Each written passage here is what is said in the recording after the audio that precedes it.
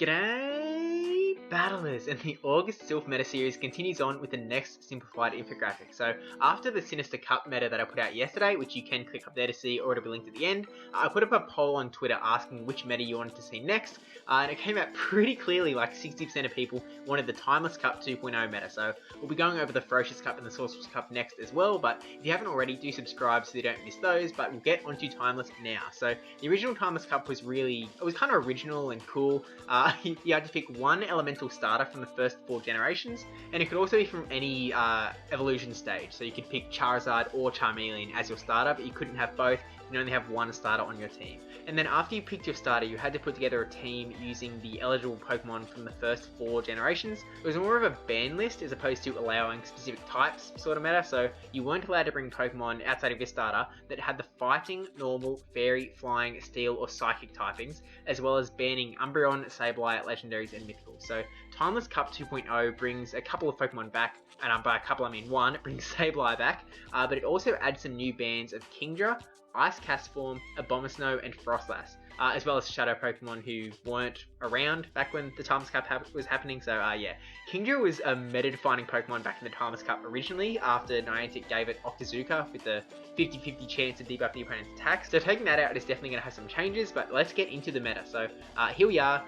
Due to the restrictions in place for the meta, there will be a few extra things to consider when putting together your team together this month, but we'll go over that as we go. And we've got 6 sort of groups here.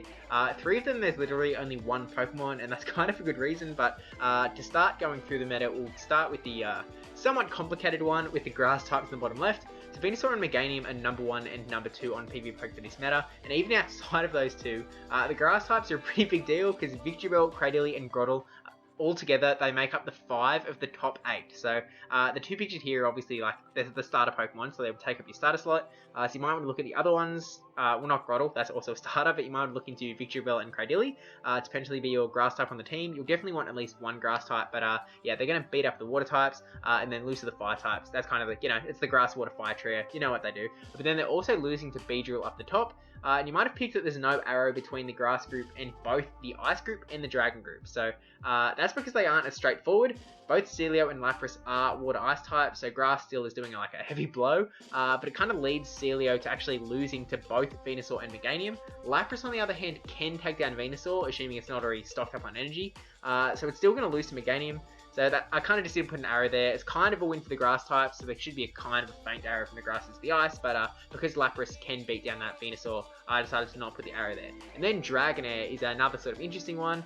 It beats Venusaur, but doesn't beat Meganium, but we'll talk about Dragonair a little bit more later on. So moving on to the water types at the top, and it's kind of the Mud Boys, because I've got Swampert and Whiscash there. There is actually one other water type that is higher ranked than these two, outside of the ices, and that's Ludicolo.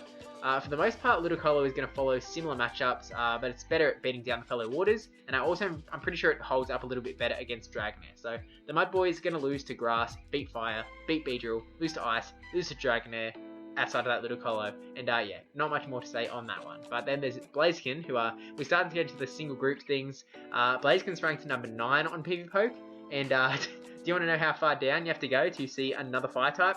I'll give you a hint, it's Typhlosion, and it's at number 36. And then to find a non-starter fire type, so if you pick Venusaur as your starter and you're looking for a fire, you have to go down to number 50 and fight Ninetale. So I was a little bit confused because I was like, well, grass types are really good in this meta. Surely fire would also be good, but they just kind of lose to everything else that isn't on this image, on top of the things that are here. So Blaziken just does a bit of a better job compared to all the other fires because it can also beat down the ice types with counter. So while fire isn't like a needed typing on a team, I think it might push a lot of people to actually bringing Blaziken as their starter, but getting to the matchups, Blaziken beats the grasses, loses to waters, beats Beedrills, into the ices, and then loses to Dragonair in the bottom right. So this is another one of those metas where ideally you would have the Legacy Stone Edge, but even without it, you're still going to be beating things that you have to beat, so you don't actually need it. It's just kind of just a nice to have, it'll do a lot of damage to Lapras if it goes through, that sort of thing. But moving on to Beedrill up the top, it's a bit of an oddball again, because there's no high rated bug here. It's beating the grasses and Dragonair, Dragonair and then losing to the Waters, Blaziken and the Ices. Venomoth used to be here on the original infographic, but it's kind of been nerfed since the Timeless Cap happened. Onto the Ice types in the top right, we went over their deal already with the Grasses, but then they also beat the Waters, beat Beedrill, and beat Dragonair, and then are losing to Blaziken. So the fact that they beat so much of the meta is why they fill up those other 3 slots in that top 8 alongside the 5 Grass types. So the other Ice type is Dugong, who now that there's been both a free Elite Charge TM and Fast TM, for those who hit rank 7 in GBL, I think there might be a few more Dugongs running around, but it's certainly not necessary, and you can use Lapras or Celio instead. I mean, they're ranked higher on PvP, so I don't think Dugong is going to be a big old threat. It is going to be a threat, but it's not going to be more of a threat than Lapras and Celio. But then there's Dragonair, who was like another meta-defining Pokemon back in the original Timeless Cup, just raw, neutral, Dragon Breath damage, and I feel like Dragonair is going to be a bit of a lock on most teams, because it acts as a pretty good safe switch in most places, or it can just like force people to make switches. Maybe use some shields because it's got a really spammy charge move, and then there's also the chance that it's hitting it with a nuke charge move. So there's definitely going to be some shield pressure and some switches going around. So Dragonair, it's beating down Blaziken, beating the Waters, and then also, as we said before, it's beating Venusaur and then losing to Meganium, and then it's also losing to Beedrill and the Ices, with the Ices being the big bad counter to Dragonair because it's got a big old ice weakness. What can I say? But yeah, that's the Timeless Cup 2.0. Thank you for watching. Don't forget to subscribe for the next 2 Silph August Cup Simplified infographics. If you haven't already, you can also check out the Sinister Cup 2.0, which is linked in the description, and it'll be in the end of the video in like 20 seconds or whatever. I'm a little bit worried about how much of a range there is in the Timeless Cup.